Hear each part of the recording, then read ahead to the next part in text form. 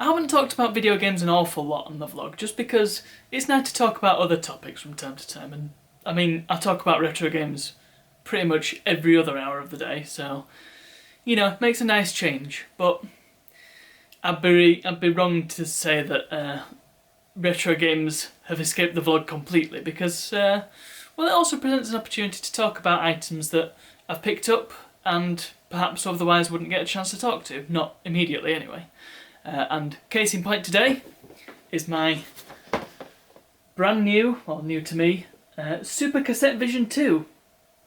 This, I was actually reading about this. So this is from my good friend Johnny Blanchard, who you may know from the Centre for Computing History Streamathon that we did a couple of years ago. God, they were 3 years ago now, nearly. That's troubling, isn't it?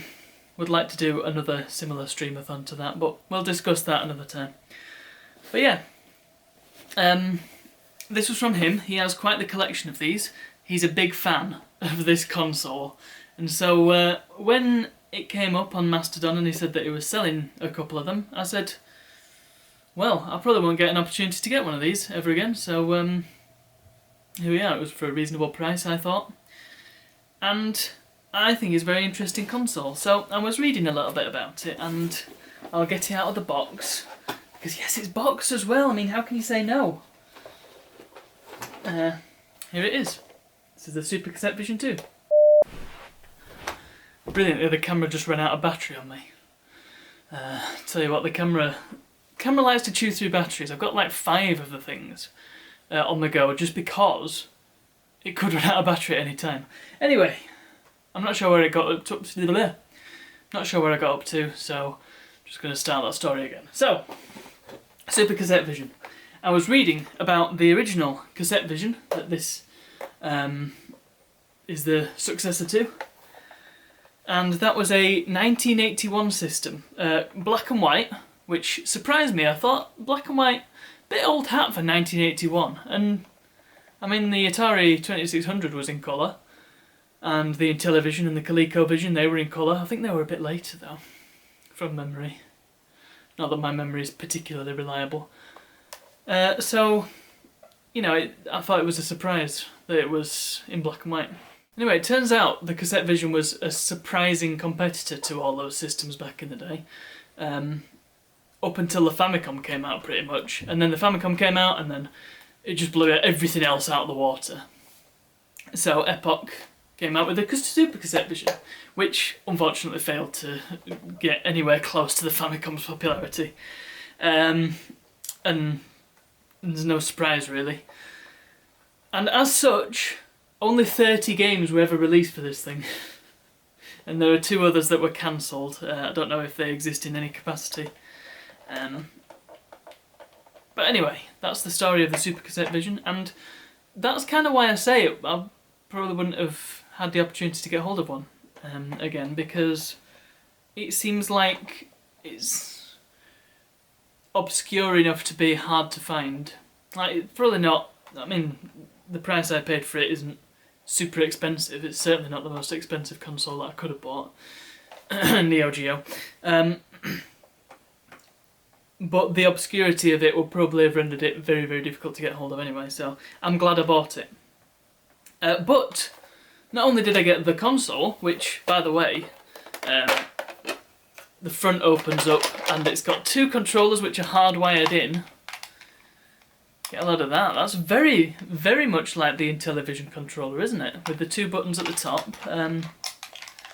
Very squishy buttons. I'm not a massive fan of this controller, and this stick in the middle. It feels fine, but it feels analog, and it's not analog, is it? Well, it could be. I could be completely wrong with that.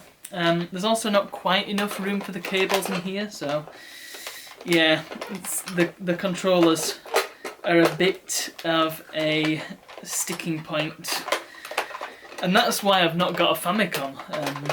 I love the design of the Famicom, but the fact that the controllers are hardwired in just is a bit of a hard sell for me. I can't get this back in here now. I mean, it's good that it's got a little door to put the controllers in, but it doesn't. The thing is, it doesn't close very well because of the cabling.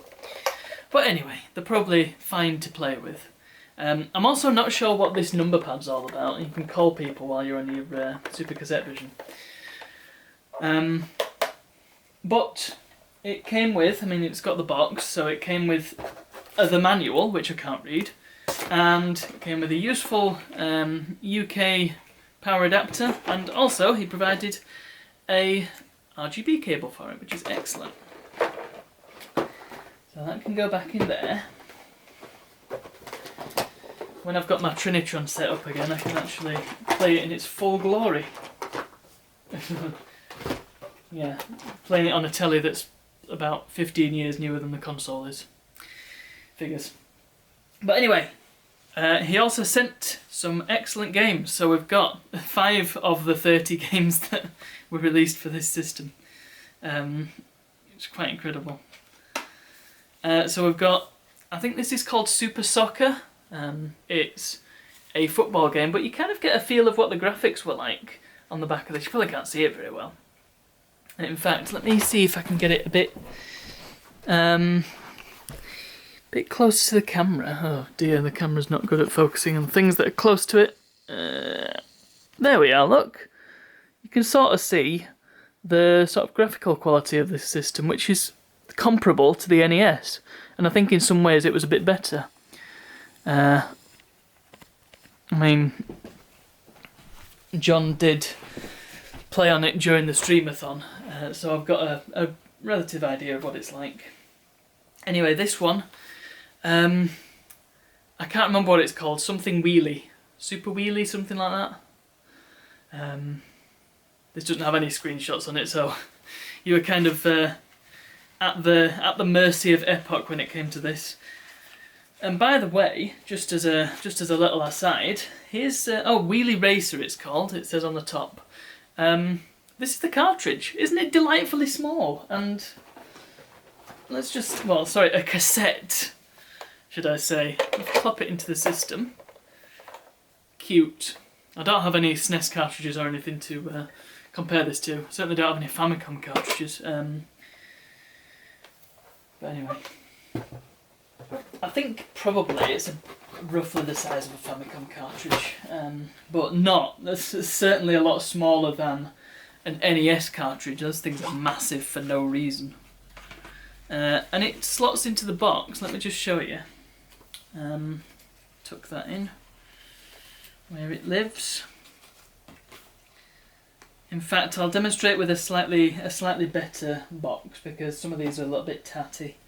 Like this one. This is a Super Golf. 18 holes, par 72, 5,805 metres. I mean, that's what it says on the back, so you've got the whole, all the information you could ever need about, I think it's called Super Golf.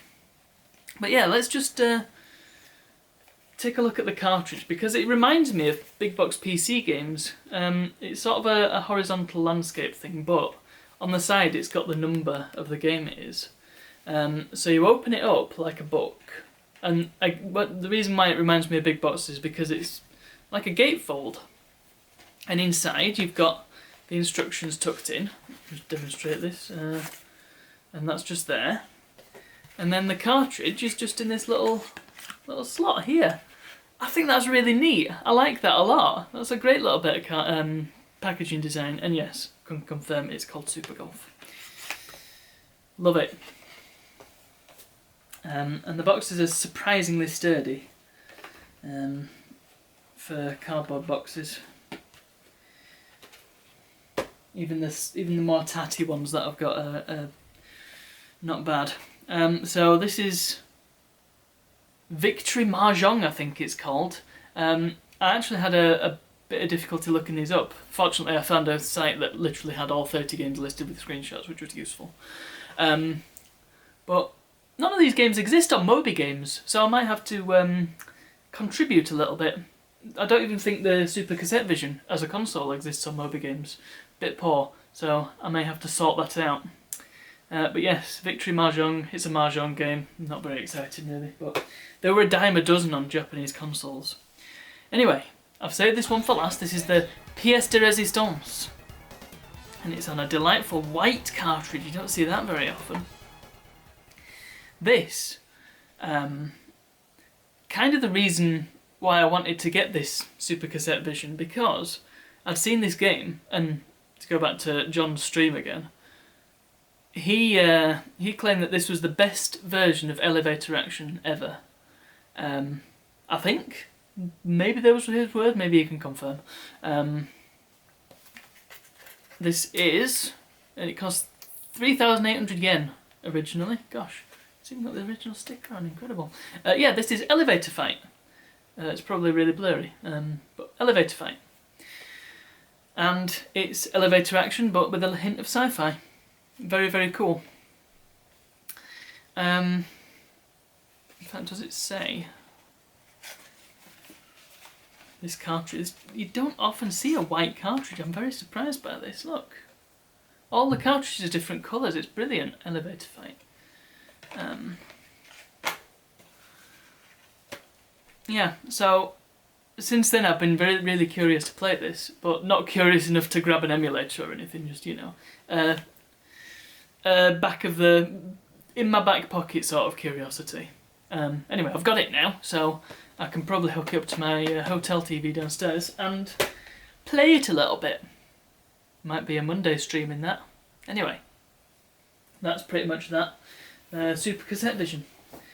Another console in my collection. And actually, when I looked at my big spreadsheet of my game collection, turns out Elevator Fight is my 800th game in my collection. So how about that? Anyway, that's all about that. So, thank you for watching, and I'll see you all tomorrow.